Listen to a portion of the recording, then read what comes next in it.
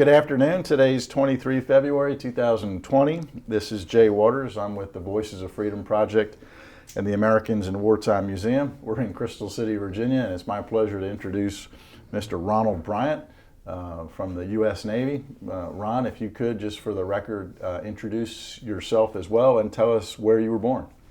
Yeah, my name's Ronald Bryant, U.S. Navy. Joined the U.S. Navy out of Rochester, New York. Is that where you were born? Were you born in Rochester? Yeah. Okay. Yes. Yeah. Okay. And Ronald, what year and month were you born? 1957. Okay. Remember it well. Yeah. And what major war or conflict did you participate in? I was in a couple. I was in, I think it was 79. We were on the Iranian crisis. Okay. When the hostages were held, we were off the coast of Iran. It's the Straits of Hormuz, if I'm not mistaken. Okay. Mm-hmm. And we'll come back to more detail on that. But sure. So Vietnam era, any time in Vietnam or? No. We were right after Vietnam. Okay, after Vietnam. Yes, sir. Okay. And so thinking about your family members, your mom and dad, or grandparents, uncles, or even brothers and sisters. Did you have any other relatives in your family that have served in the military in the past? Yeah, my dad was a Korean Army veteran. Okay. Hmm? And how long was he in the Army? I think he did 4 years. He didn't talk very much about his military experience. Okay. Okay. Anyone else in your family with military service? I had one brother who was in Vietnam. Okay. He made it back. The Vietnam veterans weren't right. welcomed. He had a lot of issues. Okay. Well, so switching gears a little bit, Ronald. So think back to September 11th, 2001, and the attack on Washington, D.C. with the terrorist attack and the attack on the New York City on the Twin Towers. Sure. Where were you that day? And if you could just kind of describe where you were, what was going on, and some of your thoughts and feelings of the attack on America. Okay, I was, at the time I was a concrete contractor in Seattle, and I was on a job, and a bunch of us was talking. Someone say they heard something on the news, and normally you see a lot of planes in the air in the Seattle area. That's where Boeing's at. So okay, yeah. I've never ever not seen a plane in the air. Yeah. And it just got real quiet, and we started listening to the news and found out that the first strike on the Twin Tower, and it was just a real somber thing. Everybody went, whoa. Mm-hmm. And we got more news, and I decided to let my guys go home because it was just a sad day in America. Yeah. Was there any perceived threat that something might happen out in the Seattle area, or was it just a different? It was everywhere. Boeing being as big as they are, plane builders, Microsoft, Google, Amazon. It's a pretty valuable place to hit because a lot of big important companies out there. Yeah. So, okay. Real somber day. No, that's true. That's true. Well, Ronald, why did you choose to enter the Navy? I knew I wasn't a college type of person. Right after high school, I stuck around for the summer, and a bunch of my buds were going to the Army. And I'm not much of a camper or ground pounder type guy. Didn't really like being dirty for some odd reason. I don't know. And a friend of the family was actually a recruiter. Okay. And he had talked to me years before. And I always told him, no way, dude. I don't want no parts of your Navy. And I just decided it's time. Right. And I went with another buddy. We were going to go on a buddy system. Yeah. And it was 2 weeks later that we had to actually go in. My buddy backed out the last day. Yeah. And I told him, I got to go. I mean, it's the only thing to do. And I shipped out of New York on my way. Okay. Yeah, so you were still in the Rochester Yeah. area at Yeah. the time. So. And to say it was one of the best things I've done in my life. Was Okay. Yeah, well, what were you, probably like, what, 18, 19 years old? just turned 18 and didn't want to be a statistic in the streets or there was a lot of things going on at the time. Just guys being killed that we knew and guys who get, whatever, stabbed. And Yeah. I didn't want my number to be pulled next. Okay. Yeah. So this would have been, what, maybe about 1976 or so? I graduated in 76, so it was 1977. Okay. Yeah. Yeah. Okay. Well, then, so, Ronald, where did you go for your initial naval entry training? Actually, I was lucky. They had just opened up Orlando Okay. Naval Training Center. And it was, I think, October, November, December, which, people don't think it get cold in Orlando, but it gets cold in Orlando in the winter. Yeah, but it probably was not as cold as Rochester, New York. Well, Great Lakes, Illinois. Oh, yeah, that's true, too. That's where a lot of the guys go for. Yeah. I actually was going to be going to Great Lakes, but at the last moment, they said, well, the bus is full. You guys are going to go on the next bus. And they said, well, that one's going to Orlando, Florida. I was like, wow, nice. Yeah. See ya, ladies. So an extra seat on the bus Oh, made yeah, all the difference, or It a sure lack did. of a seat. It sure did. Well, so how, maybe just describe that initial training down in Florida. What was that like? Well, the first day I remember, we flew down to Orlando and get to the airport and we got pointed out where the Naval Training Center meets. Mm-hmm. And we get down there and there's like 5 buses and a bunch of us kids piled onto the buses. We had our few belongings we've had, not much. Right. And we shipped out to the training center and 5 or 6 buses, everybody jumps off and we're standing there like a bunch of bums because you didn't know anything about attention or how to even pop all that attention. Yeah. And they broke us up in the 80s. And the first night was really tough because we got there about 11 o'clock. And of course they want to do haircuts, shots, clothing issues, things like that. So we didn't get to our barracks until maybe 3 in the morning. Oh, wow. And they says grab a rack and you got all your belongings in your hand and you throw it on the little bunk and throw a blanket out there and get in bed. And 5 o'clock in the morning, you got a couple company commanders tipping over beds, throwing garbage cans down the middle of the aisle, sirens going off, and 18-year-old kid, you're going, what's going on here? Yeah, you're rattled. Right. And I remember a kid across from me. He's still in his bunk and he's got his blanket up to his mouth and he goes, "Mommy!" And I look over and I go, "You better get up. You should get up." Yeah. And they come over and they dump the whole bunk right on top of him and walked all over him, and it was an experience. Okay. Well, so you got through the initial training, and then did you get any specialized training for a specific? I think the Navy calls it a rating. Did you get training for a rating. Yeah, I went to a firefighting training. Firefighting, okay. Yeah, and I thought I wanted to be a firefighter, and I switched at the last moment to go to deck division, and it's a bosun mate. Okay. Yeah. Yeah, and so maybe, and even for me as an ignorant Army guy, what does a bosun's mate do? What does that really mean? Bosun mates is the key to the Navy, if you ask me. We were the guys who maintained the ship. We were on watches as the ship's underway. We ran the helm and the lee helm, which is steering the ship and acceleration, deceleration. We were, I would say some people call it the maintenance people of the ship. Okay. But you got to have your bosun mates. Okay. So then that's what you became? Yes. Okay. Yeah. Okay. And where was the bosun's mate training done? Pretty much on board, because you can't. So you didn't go to a special school for that? No. You came. You went into deck division.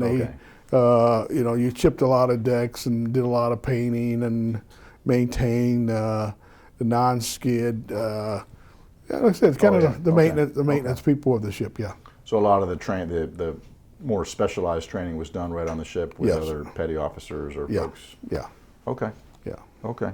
Sounds like a lot of hard work though too. Oh man, I tell you, it's some of the hardest work Yeah.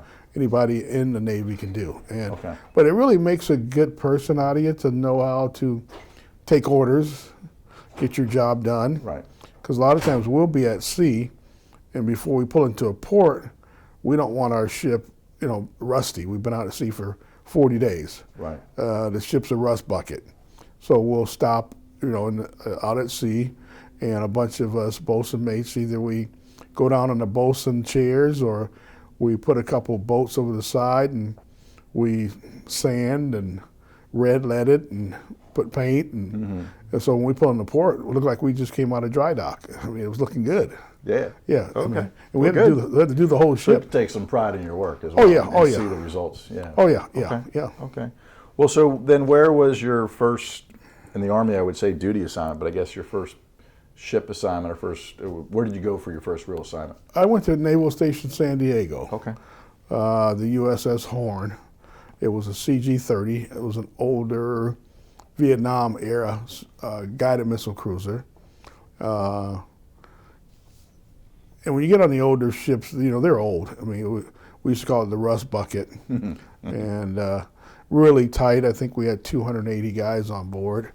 And but we kept the place clean. That's one thing about being on a ship. Close quarters. You got to keep your space clean. You got to keep your personal hygienes up to par, or guys will do it for you. It's called a blanket party. Oh, okay. Yeah. Were they? Well, tell us what that was. Well, if you were the type of sailor that you had laundry done every 2 days, and you wore something that was, say, some dirty socks that was actually smelling up the berthing area where 80 guys slept. Oh, they'll straighten that out real fast. And I was involved with a few blanket parties. On the receiving end or the mess? No, the giving in. Yeah. And so, without embarrassing you or compromising, what did you do? I mean, is it a physical abuse to the offending sailor, or? No, we try not to do too much harm, but we get a blanket and some duct tape, and we'll throw a blanket over the guy's head and duct tape around his head and duct tape his arms and his legs together so he's wrapped in a blanket. And we'll take him to the shower and put him in the shower and whatever we had, Comet, liquid soap. We give him a nice little bristle brush bath. Ouch. And you only want one of those. Yeah. Okay. Okay. One of those will teach you a lesson. Because I had seen from the Army side, made famous in the movie Full Metal Jacket, the blanket party, where they pulled the blanket over the guy in the bed, in the bunk, and then beat the crap out of him with towels with bars of soap. Yeah, But yeah. being struck by a bar of soap could be quite painful. But I think yours was a little bit more. Yeah, we didn't get to that extreme. Yours was a little bit more logical and Yeah. tying it back to the point of the offending dirty clothes or body odors. and Yeah, things. oh yeah. It was mainly body odors that, some guys that just, they weren't with the hygiene thing. I don't care how much you emphasize that, there's 80 guys in this small area. Yeah. And, laundry's done every 2 days. For you to have a T-shirt on that smelled like you were running through the Santa can, we're not going to stand this for that type of. Well, so describe that your sleeping area on a ship for people that might be watching the video. Yeah, a berthing area. That's what we call it, where my division slept. There was, like I say, 80 or 90 bunks, and they were 3 high. And you always wanted to get the middle bunk if you was, I'm not going to say a tough guy, but if you just wanted a lot of respect for who you were. The greenhorns just coming in, always get the bottom bunk. Mm-hmm. But if you were in the division for a while, you get the middle bunk because everything's right there, and you don't have to climb over nobody's head, or you're not laying under another guy. Mm-hmm. And that's just the way we lived. I mean, because when we're at sea, there was 2 different watch cycles. Actually, there was three different watch cycles. So if you had the midnight watch, which you're on the bridge with binoculars, making sure, the ship's not being attacked or nothing's getting near the ship, or a lot of your cargo ships in sight, things like that. You have to radio to the bridge. Okay. Tell the officer today, well, I see some lights, 3 o'clock, a mile and a half away, 2 miles away. You always had to maintain our distance from any other vessel. Yeah. And so if you had the mid-watch, you had from 11 to 6 in the morning, then you had from 6 to 4 or 5 in the afternoon, then you have the mid-watch. So you always, there's always rotating watches. And when you don't have your watch, you want to get sleep. Yeah. No ifs, ands, or buts. Well, and how long was a sea tour or deployment for the ship? Well, you guys would leave port in San Diego and be gone for how long? 9 months was normally the 9 months. deployments. Yeah. Wow. Yeah. Wow. And not only when I was on the Horn, I was on the USS David R. Ray, I was on the USS Kitty Hawk, did a little stint on the Ranger. Normally, when the carriers go out, they have their escort ships, which were the destroyers, frigates, oiler, tenders. It was a city. It was a detachment. Everything you needed was there. When we go out, we don't go out no less than 45 days. Yeah. And I've actually did 101 during the Iranian crisis. We were on station for 101 days. Okay, yeah. Well, so that's a good tie-in to. Let's talk about that for a second. What ship were you on, and what was kind of the time frame for the Iranian crisis for you? I was on the David R. Ray when we deployed, and then I got switched over to the USS Kitty Hawk because they needed more deckhands or more bosun mates. And that was fun too, kind of going from one group of guys to another, because you always meet good friends. Yeah. And a lot of people ask me, how did you spend that much time at sea? Well, you had a job to do. You do your job, hit the weight room, and normally a movie, if you had the mid-watch, they got a movie from 8 to 9 or 8 to 11, and you go have mid-rats, which was a little snack, then you go up on your watch. And some watches were nice, and there were some miserable watches too. I can recall a watch that I didn't take my fair weather gear up with me, and that's my rain jacket, my rain pants, and my boots. And I had to stay on a watch, and I had an officer who didn't care if I didn't have foul weather gear.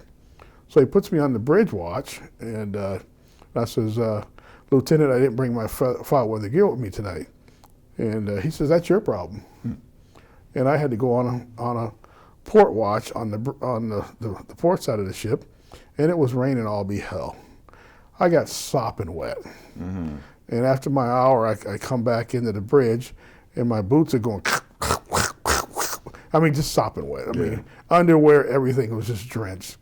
And he seemed to thought that was funny. I'm going, wow, okay. Yeah. Okay. So he finally relieved me to go change, but it wasn't funny. No, but maybe you probably brought your foul weather gear with you. Oh yeah, every time. I learned my lesson. Yeah. Yeah, because in fact, when you say a bridge watch, doesn't necessarily mean that you're inside. You're out on the deck. Yeah. There's a port and starboard bridge watch, and those are outside with the big binoculars. Then if you're on the helm or the lee helm, you're on the inside with a crew of guys, a radar guy. Oh, so you are inside. Yeah, you're inside. Yeah. Okay. Yeah. Well, so in fact, that you mentioned that you were transferred to the Kitty Hawk. Was it a transfer at sea, or was it in a port, or how did you transfer at do sea? it? Transfer at sea. Yeah, so I had no idea how you could do that. How does that work? A lot of times they would actually send a helo over to pick guys up if you had medical problems, or they'll drop different equipment off to us. And there's also what they call a zip line transfer. Okay. They would send a cable from one ship to the other. You connect, and there was a bosun chair that you sit in. You got your life vest on, and you're in this chair. You're snug, and they would pull you over.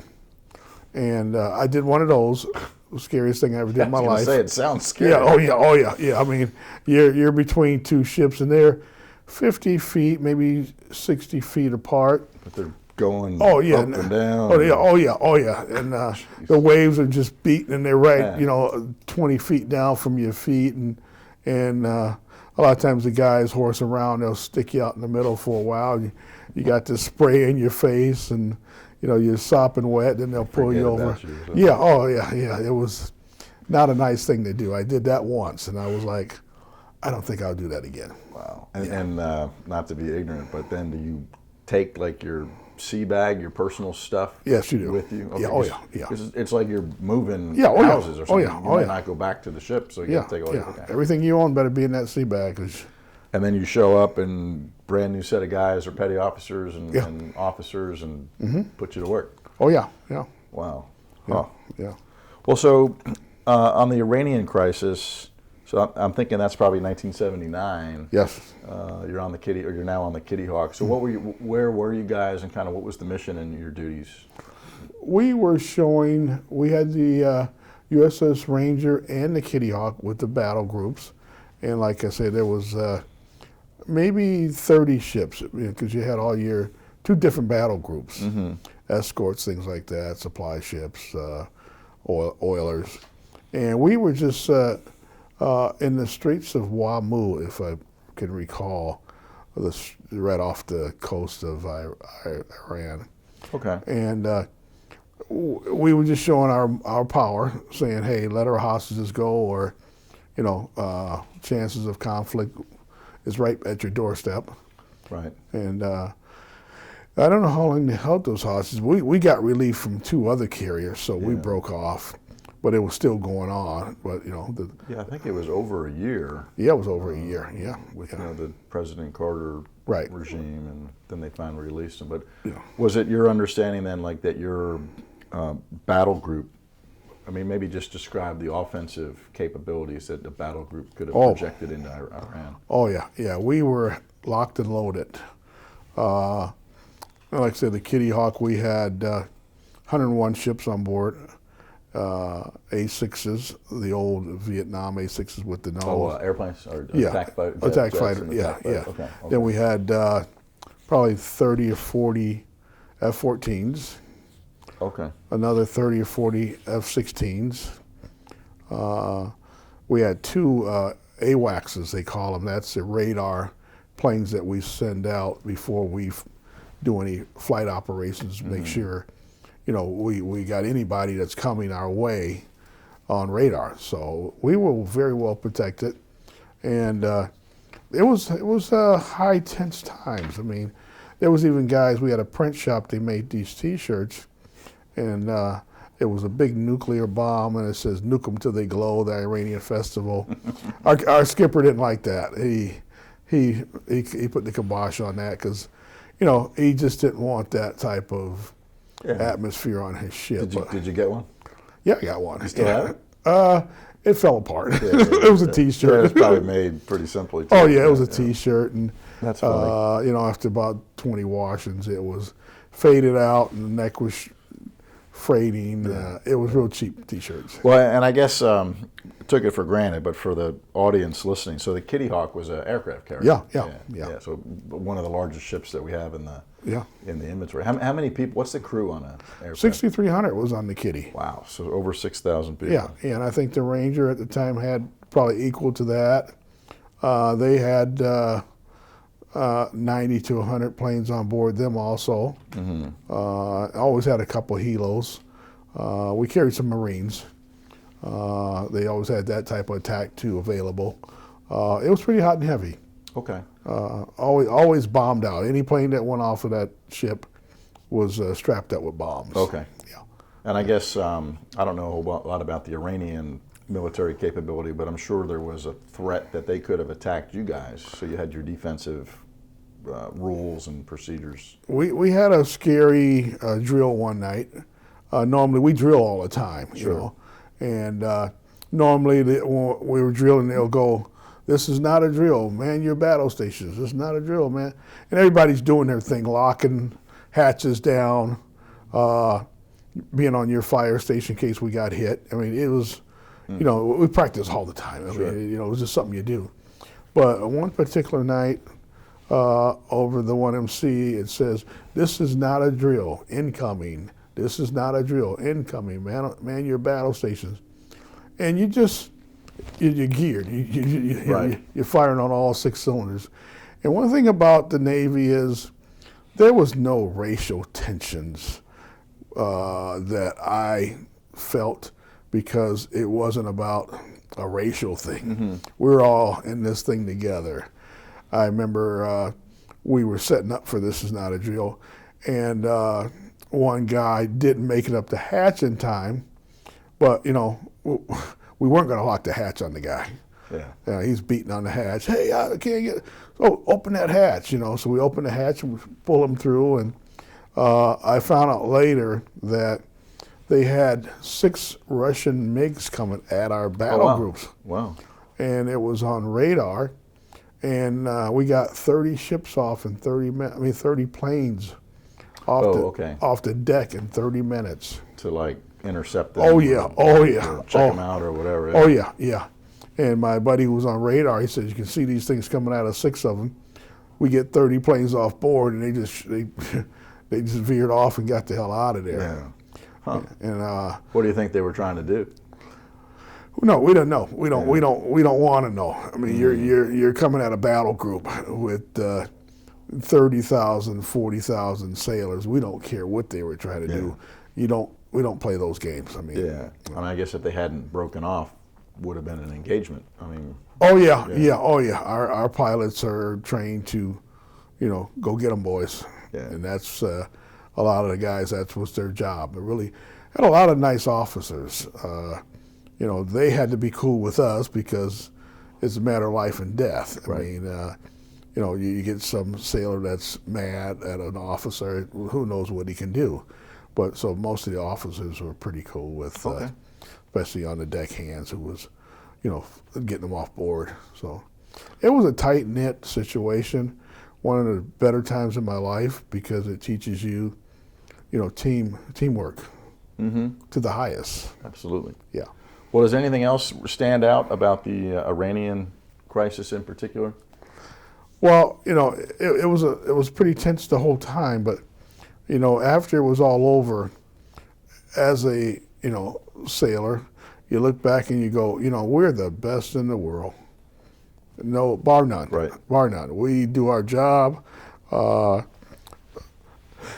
one has as much power as we have, because when you got that type of power at sea, and the other ships that came out and relieved us, the Saratoga and the Constellation battle groups came out, and when you pass each other, you just go, "It's yours, baby." We're going to get some beer. But interchangeable in the sense that the capabilities would be, the replacement ship could do whatever you guys could do. And then they got replaced.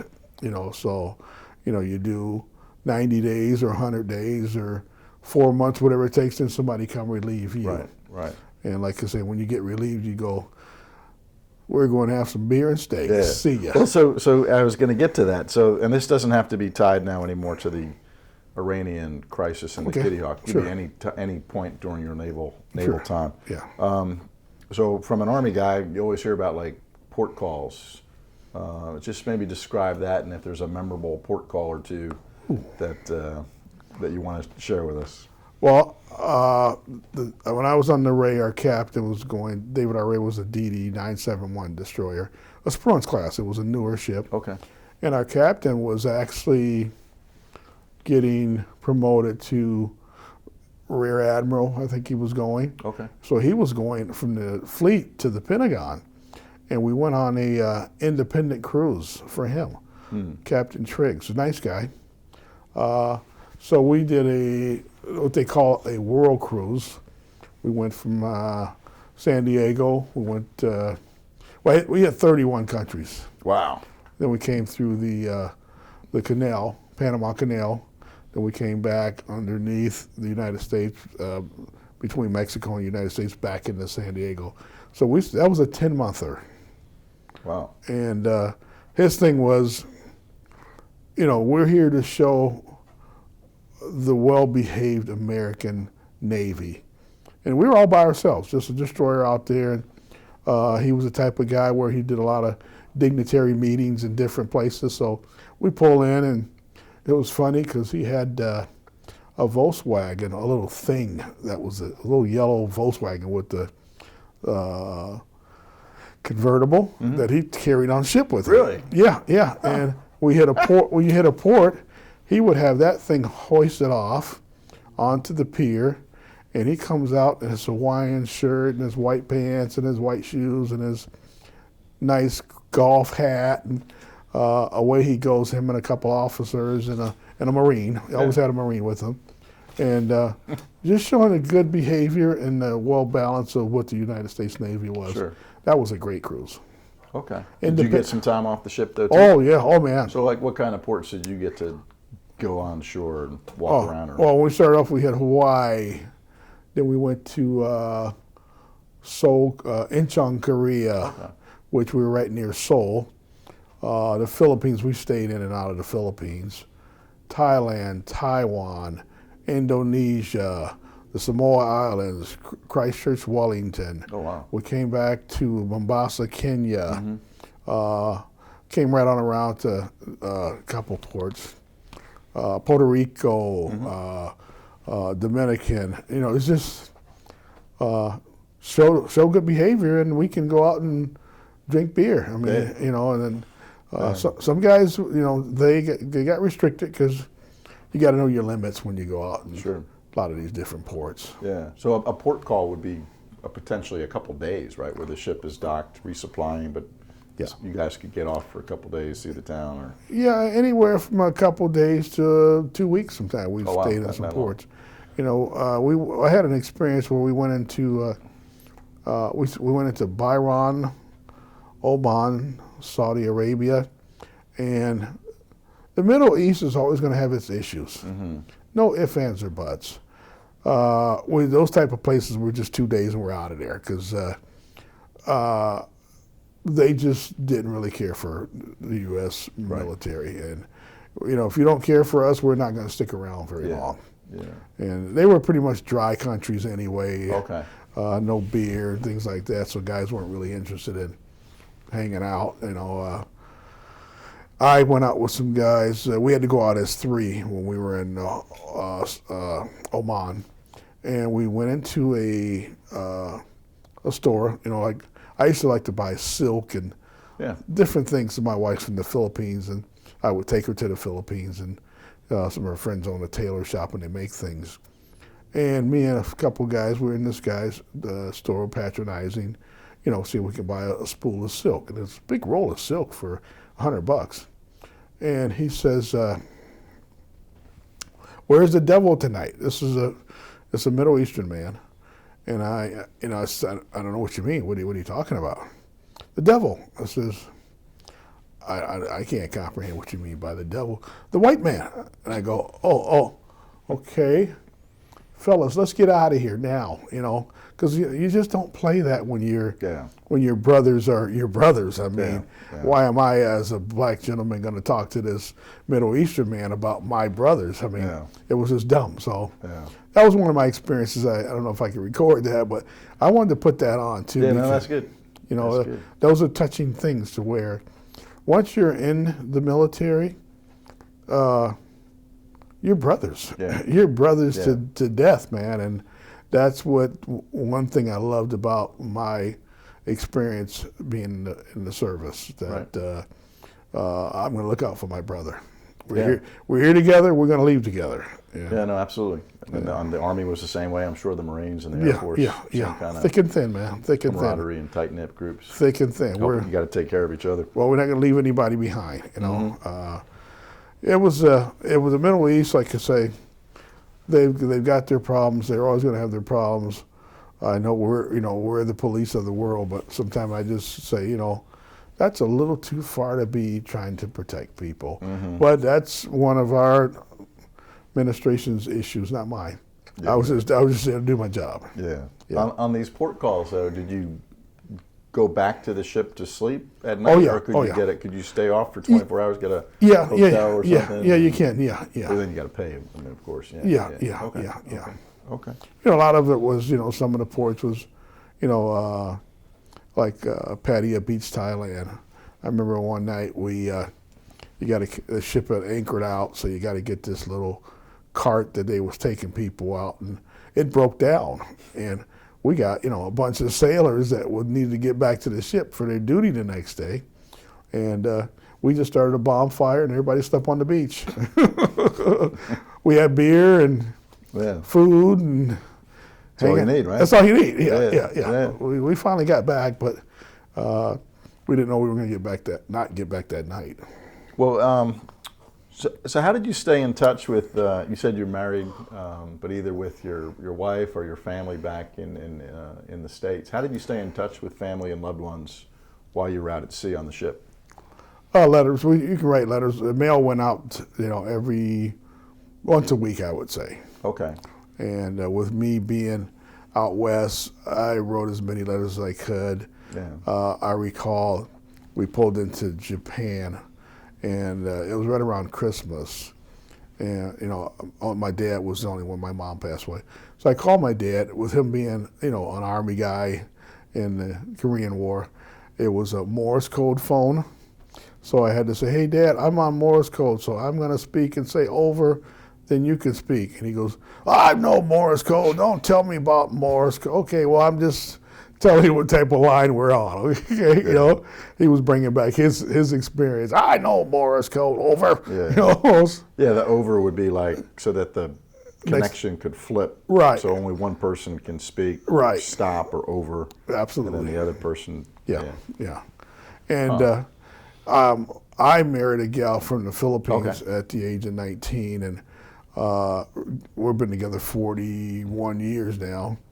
And she knew that I was a sailor. I had to do my job, and stuck in there with me for many years. And finally, when I got back to the Philippines, heading back to the States, it was time for us to wrap it up. And we came back to San Diego, 1983, I think it was. Okay.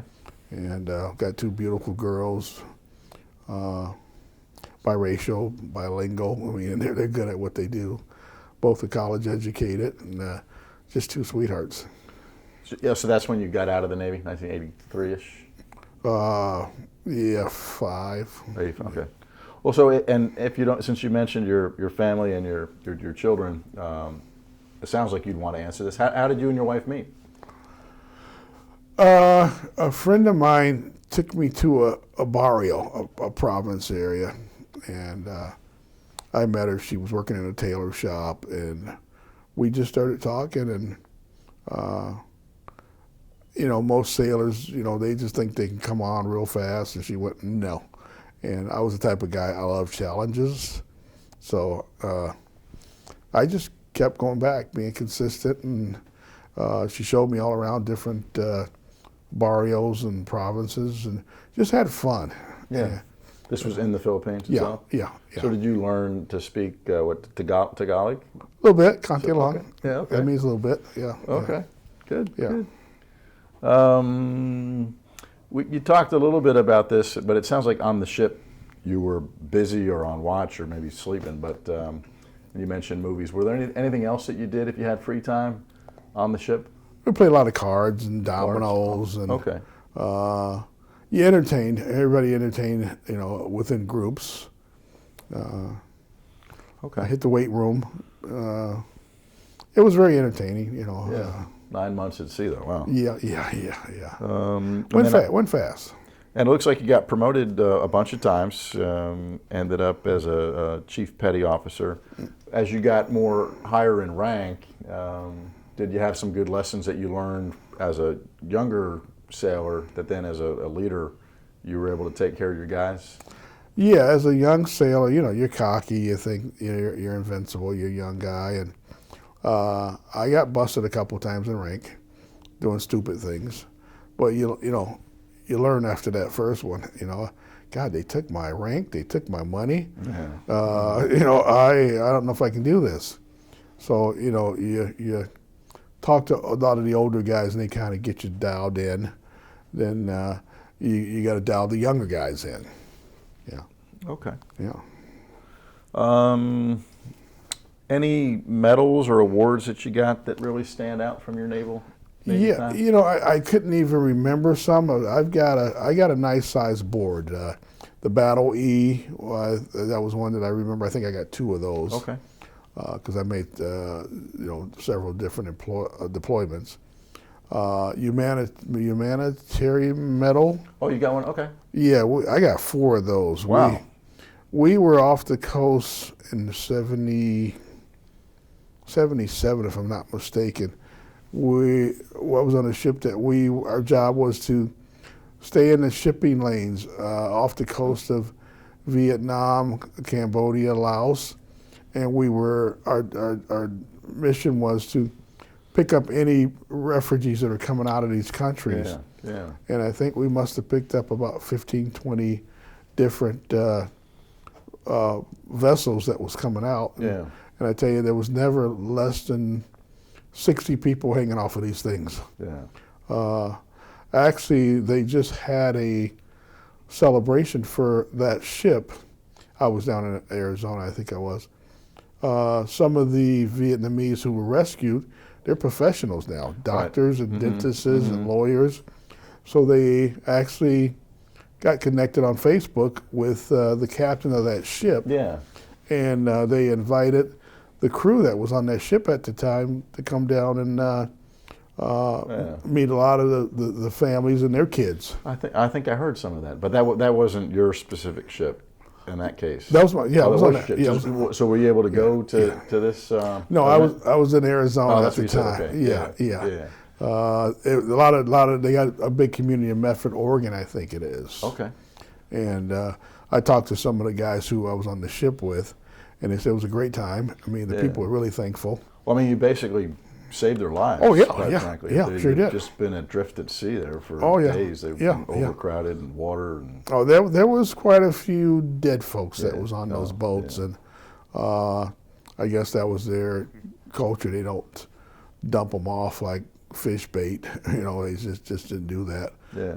But the Humanitarian Service Medal. That's because a lot of people think of all branches of the military, but more like the offensive stuff that we can do. But a lot of it's humanitarian support, relief, disasters, things that happen, and we can really help people in other countries as well. So that's an interesting chapter that you were a big part of that.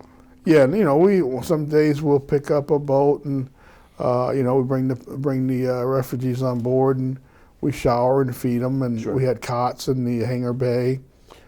Just treated people really nice. And on our way out, we'll hit another boat with 40 or 50 people. Wow. Boom, we blast right over, we pick those people up. Now we got, 100 refugees on board, and we would take off and take them to Thailand, Philippines. Okay, get them somewhere. Yeah, I think Hong Kong took a bunch of Vietnamese people at the time. And it's just a good feeling to the heart, man. Yeah, no, I agree. That you're doing stuff like that. Yeah. And that was, we was on station for 4 months on that. Wow. Yeah. Okay. We rescued a lot of people. Well, and totally different than the refugees, but kind of back to just everyday life on the ship. How's the food on a aircraft carrier on a Navy ship? Actually, the Navy's got great food. The Navy had really good food. Yeah. I used to be a milk drinker back then. Okay. And I used to get myself, we had the milk machine. I used to get one of those tall glasses, and I probably drank 3 or 4 of those. Wow. I can't touch milk today. Oh. And it was relatively good, fresh milk? Yeah, we have great food. Here's an experience we had. We were out on station, and we ran out of meat. I mean, they had ground beef. I know you know what SOS is. Mm-hmm. So we ate a lot of SOS at the time. And they said the supply ship's coming out, and they got 5 pallets of steak. And we're all, steak. So we tied up, and we did a vert rep on fuel, but they wanted to helo the pallets of groceries over. So they were bringing things over, and they'll drop one and go back for another. And somebody says, all right, this is the pallet of steaks. And the guy gets over and the helo just loses control a little bit. I don't know what happened. He disconnected on the pallet of steaks.